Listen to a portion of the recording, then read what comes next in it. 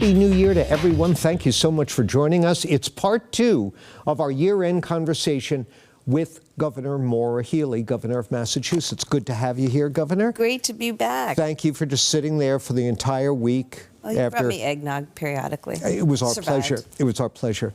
So, a big year is coming up. Let's start off by talking about a really big issue, and that's the MBTA.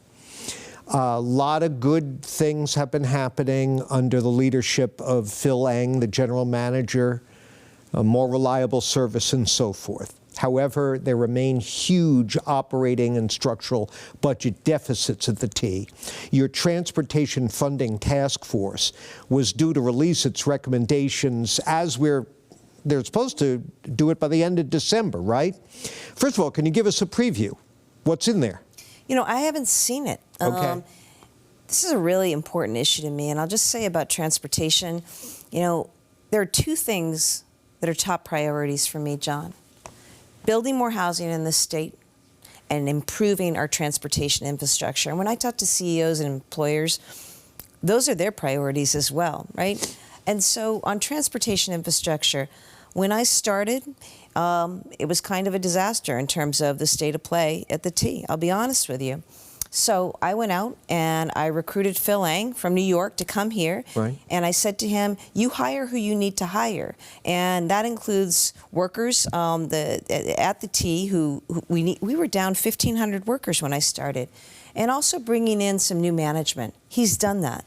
And I'll tell you, in just under 2 years, he has eliminated slow zones.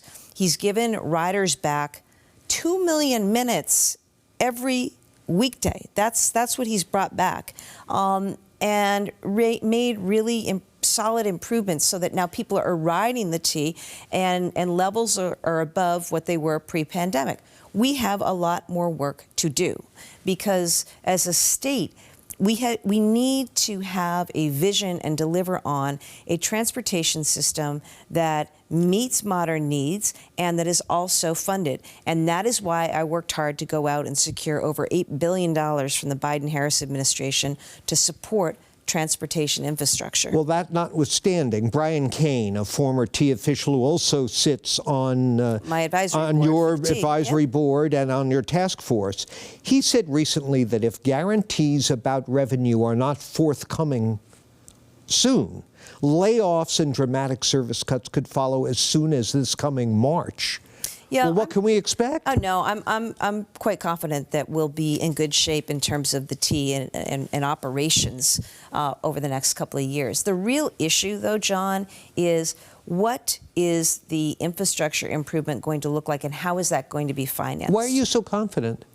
Because I've been doing my budget meetings. And, you know, I've got to prioritize. As governor, I've got to make sure the progress that we've made on the T the last couple of years, I'm not going to go backwards. The job is, we've made that progress, we're going to go forward. What are the other things we need to fix in terms of building out greater transportation infrastructure? One of the reasons I said, I want a task force on this. I want you to come back before the end of the year with a report and recommendations. Put everything out there. Leave it all on the table so that we can make some good decisions as a state. And I'm looking forward to receiving that report shortly. Now, this past fall, when the SJC heard arguments about the MBTA Communities Act, the justices seem to have very mixed feelings about whether or not you're entitled to a court order to compel cities and towns to go along with the housing mandate that is part of the Communities Act. If they rule that you can't use that tool and can only withhold access to state grants, what's Plan B? I feel really good that we're not going to need a Plan B because communities are already doing this. And I want to be clear, this isn't a housing mandate, it's a rezoning mandate, right? It doesn't actually require construction of homes, but it does require communities to work to rezone so that there's potential for open more the door housing. for exactly. it. Yep. And the good news is we've got over 100 communities already signed up and in compliance. I think people realize, like, the reason that people are leaving the state is because they can't afford housing here, right? How many people have kids living at home? How many people have parents who can't afford to downsize because you can't find a smaller house at a reasonable purchase price, right? So, you know, I think that's why you see so many communities coming on board with planning for more housing. We've allowed ADUs, these accessory dwelling units. We're supporting transit-oriented development. Just this year alone, through the tax credits that I got done, we've given developers tax credits for more housing. And we've seen thousands of units in production as a result. That's going to be great for our economic competitiveness and great for the state. Do you believe you've broken the back of NIMBYism? You know, look, I grew up in a small town, and you know, I'm quite familiar with NIMBYism, and you know, but I have to say, I see more and more communities coming on board because it's an economic imperative for our state. If we want companies to stay here, to grow here, if we want economic growth and development, if we want to see our kids and our grandkids live in Massachusetts or be able to live in Massachusetts, then we're going to need more housing. And it turns out that over decades, we just weren't building enough housing in Massachusetts. Now, through this $5 billion Affordable Homes Act that I proposed and got passed this year, we have the opportunity to change that. It's going to take a few years for us to catch up, but I'll tell you, you know, I'm at ribbon cuttings all the time on new housing development projects that we've made happen. That's good, and I think also you see communities doing this well, and that, you know, inspires other communities to do it.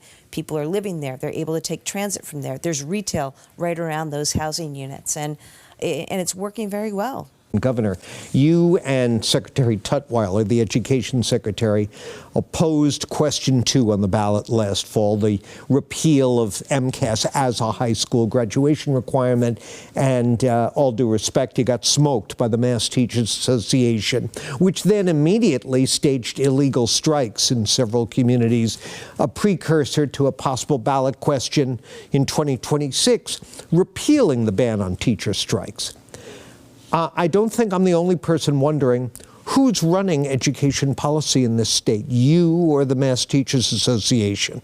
Well, the state is running education in the state through the Department of Education, and I'm proud to be the #1 state in the country for education. Now, what we don't want to do is lose any ground, right? We're #1, we want to stay #1, and the work we need to do right now in the wake of that ballot question is to take a look at our MCAS, which is still being administered. There's no longer a graduation requirement, but it is still being administered. That will continue. But it is a moment to go back and look at what we have for comprehensive assessment and testing. I want it to be uniform. I want it to be statewide because I don't want kids in Chelsea held to different standards than kids in Wellesley or Lowell or Pittsfield. I want there to be a uniform standard. But the union doesn't want that. They want local control over graduation standards. I think there is a way to get to agreed upon standards, including through dialogue and work with educators who are in the classrooms every day doing the hard and good work of teaching our young people. So I think what this does with the ballot question now behind us is give us an opportunity as a state to go back and look at our testing and our frameworks and replace essentially MCAS with a new modernized system. Remember, MCAS is over 30 years old. So it's important for Massachusetts as #1 in education to do that modernization. We'll do it together with all stakeholders at the table, and we'll go forward. I'm also proud, though, and want to note the work that we were able to do this year.